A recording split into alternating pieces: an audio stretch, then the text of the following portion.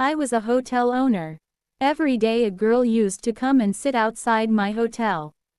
And she used to take the leftover food of the customers home. When one day there was no food left, she left the hotel sadly. After some time I saw a vegetable vendor misbehaving with this girl. The girl's dupatta was in the man's hand and he had caught her collar. The girl's shirt was torn. I felt very ashamed to see this. I immediately went there and the vegetable vendor started talking. He said, "She stole vegetables from my shop." I handled the matter as nicely as I could and the girl went away crying. I ran after her, and I got goosebumps because the girl was standing in front of me with the shopping cart open, and I was putting the leftover food from the plates into her shopping cart myself. She was looking at the leftover food as if it was her life. I don't know what circumstances she was facing or what problems she had. I never tried to find out, but I tried to help her. This hotel was my personal hotel. There were 5 or 6 employees working here. It was not a very big hotel, but people from nearby offices often came to eat lunch and there was food on their plates. If there was any leftover food, I would put it on the girl's plate and she would quietly leave. I had become accustomed to seeing this girl by now because she was seen sitting near the stairs of my hotel since morning. And in the afternoon, when the customers would quickly vacate the hotel, she would go inside on her own. She knew that I would neither look down upon her nor do such things to her.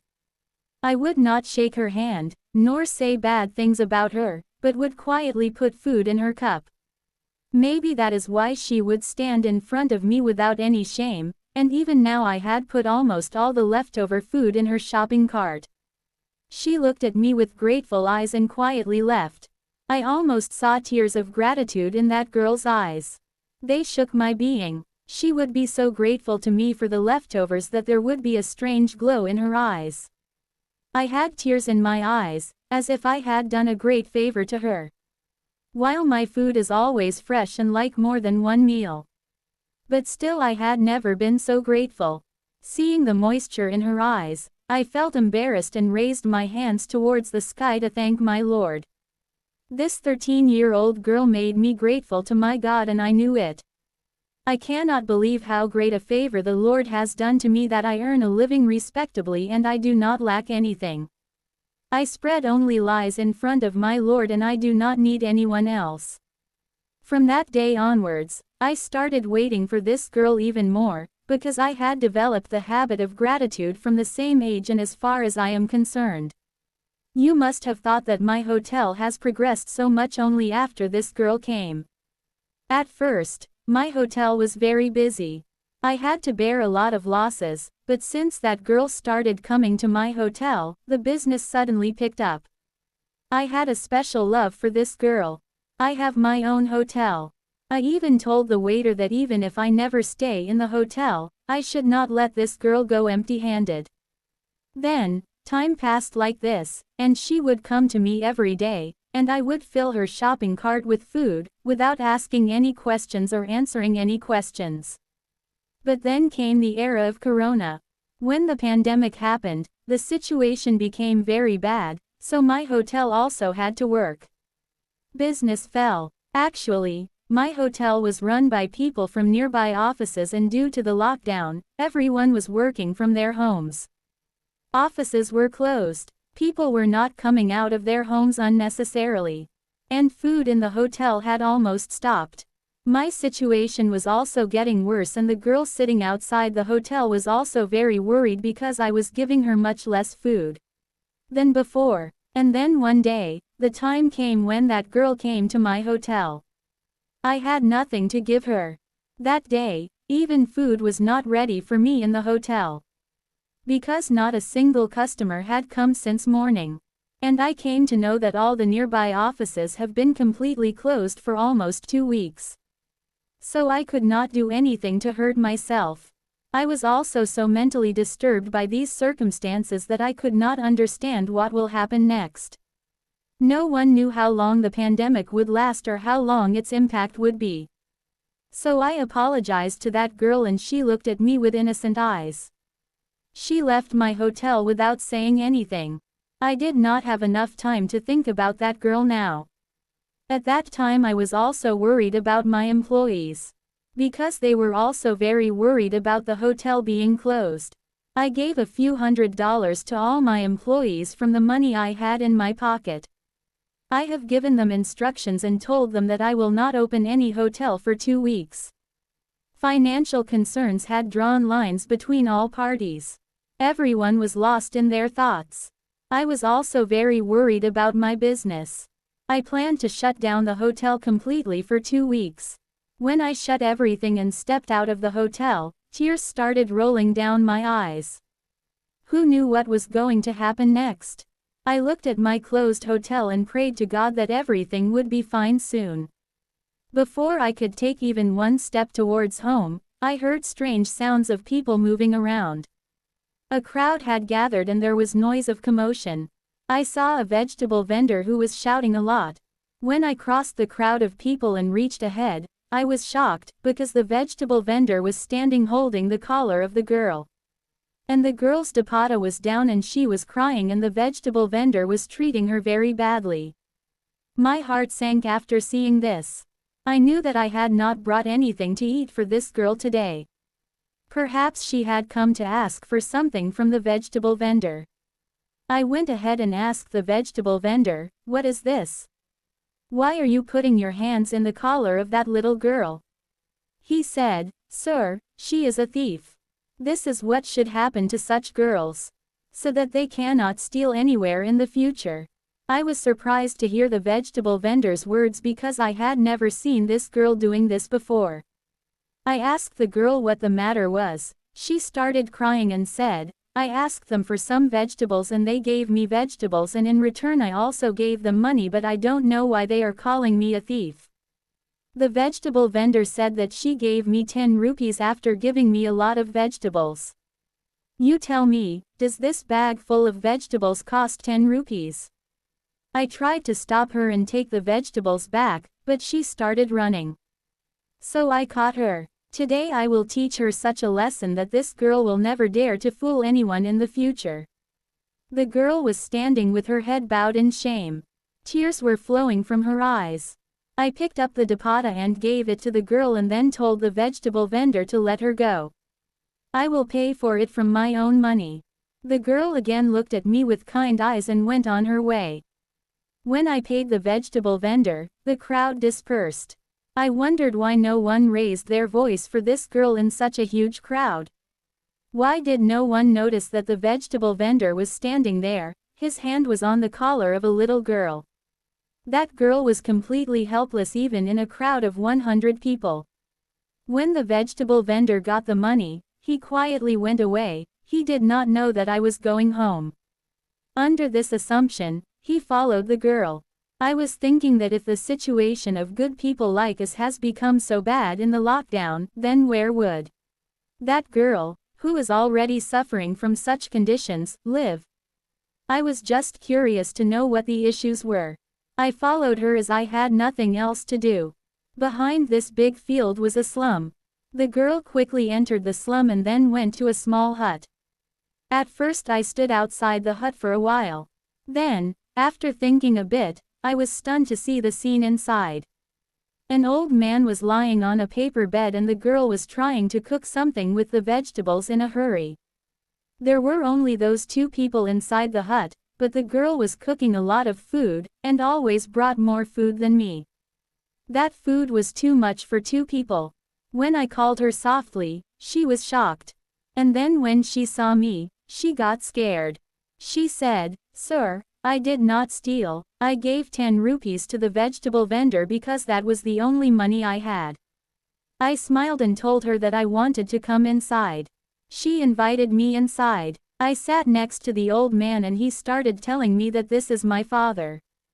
Earlier he used to run his house by this work, but in an accident he got such a back injury that he can't get up from the bed. I am 13 years old, so I can't do any work because I am away from home for a long time. I looked at the hut, which did not even have the basic necessities of life. Then I asked the girl why she was cooking so much food, And when I heard what she told me, the ground slipped from under my feet.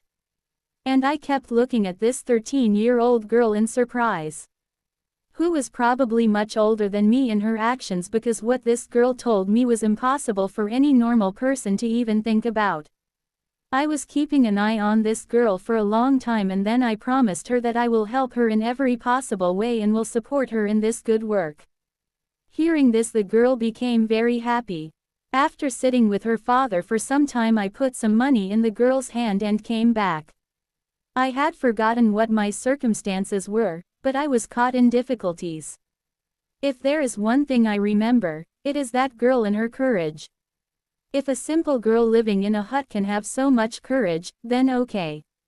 Why not? This thought put me on a new path. I called my waiters again this time and also told the staff to reopen the hotel, and the hotel reopened the next morning.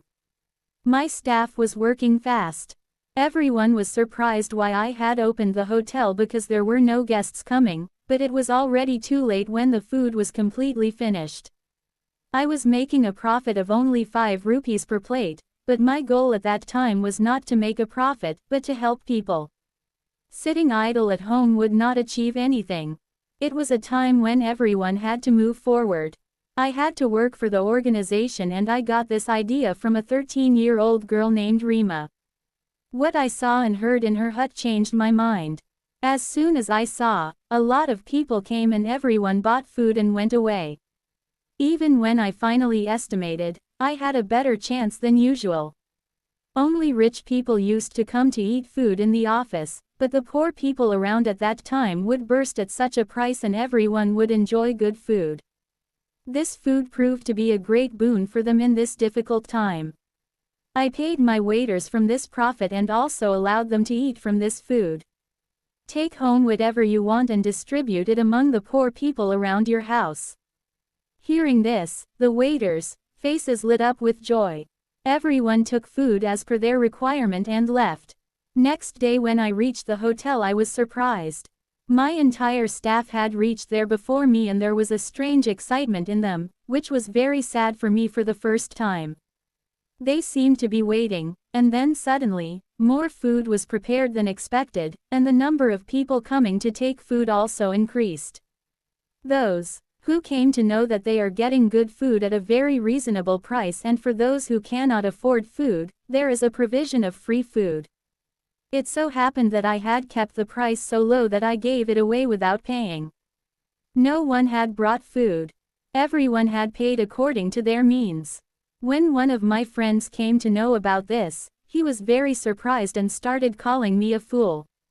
He got a call. At first they asked the whole story, and when I told them that I am doing all this only to help people in difficult times and I am not getting any special benefit from this, they started saying that you should help others during the lockdown and then stand at people's doorsteps with a bowl of food after the lockdown. If you are showing sympathy, then they will not even ask you back. Then he said, if you throw all your savings on people like this, what will happen to your wife and children? Hearing this from my friend, I said, I am doing all this for the pleasure of God. The point is that most of the people who came to know about this, sympathized with me and said that maybe I have lost my mind. I am spoiling the reputation of my hotel and wasting my savings. Only my wife stood by me. She said, if your intentions are good, the destination will be easy by itself, and this step became even easier for me in the company of my wife. She also started coming to the hotel with me. She would prepare food for most of the women with her own hands, and my wife would be very happy when the women would sit in the swing and pray for us. This did not exist. Often at night when we would go to bed tired, my wife would say, I have never felt so much peace in my life. What? Doing this work gives me peace and joy. There was no shortage of anything in my house. The wife had seen a life of luxury, but she was very happy doing it herself. In a short time I did not even have money to cook food, because whatever profit I made, I paid bills, etc. My bank balance was really running out, and I was thinking how I would cook food in future, because apart from food expenses there was electricity, gas, etc. I was suffering from fever since this year when suddenly a man came to my hotel. I think maybe he also came to take food. So I myself called him aside because there was a lot of crowd and we were also taking care of social distancing. I said, "Tell me what you want. I will give it to you." He extended a check towards me and said, "I have come to give you this check." I was surprised to see that he had a check of $50,000 in his hand. He said, "I have been watching you doing this good work for the last several weeks. I have my own private office near here, but due to the pandemic we have closed that too. I come sometimes. I come here to take care of the office, so I came to know that you are being useful to many people. I also want to contribute to this good work." And then he left without asking me anything, just giving me the check. And I was completely surprised by this help I was getting from outside, and this continued after that. Sometimes a guide would come and help me, sometimes a person like God would come, and this continued in this way. For 2 months I kept feeding people like this and then I closed them. When the matter calmed down, I reopened my hotel. But they did not increase their rates. The people who used to come to me earlier have started coming again. But the surprising thing was that now I had even more customers. By the time the lockdown period ended and people's conditions improved, they had developed an interest in my cuisine and my tastes. They were all now ready to buy food even at a reasonable price. Now my hotel started getting crowded day and night. People would stand outside wearing their earrings and I would just thank God. I can never forget 13-year-old Rima, who showed me this path, which I had earned. He used to deliver the stuff to Rima too because she was also doing the same good work in her area. Whatever food she took from my hotel, she used to distribute it among the poor children of her community. That day she had also brought vegetables and was cooking a lot of food. I asked in surprise, "Are there only you and your father in your house? Then why are you cooking so many vegetables?" So she started saying that the people in the neighborhood should tell her. They have been hungry for many days. After the special lockdown, the stoves in everyone's houses have been lit. So how can I eat alone? God has ordered that our neighbors also have many rights. It is our duty to take care of our neighbors, so whatever little I cook, I distribute it among everyone. What answer will I give to God if I eat all the food by myself? On the day of judgment my neighbors were hungry and I cannot eat to my fill. Today whatever vegetables I have got are by the grace of God, so I will sleep only after distributing them among my neighbors so that no one remains hungry. I was shocked to hear Rima's words. Till date I have never done anything like this. I was not what the girl thought, and then in front of me, that girl cooked a lot of food, and the food was nothing special, it was just a curry of boiled vegetables.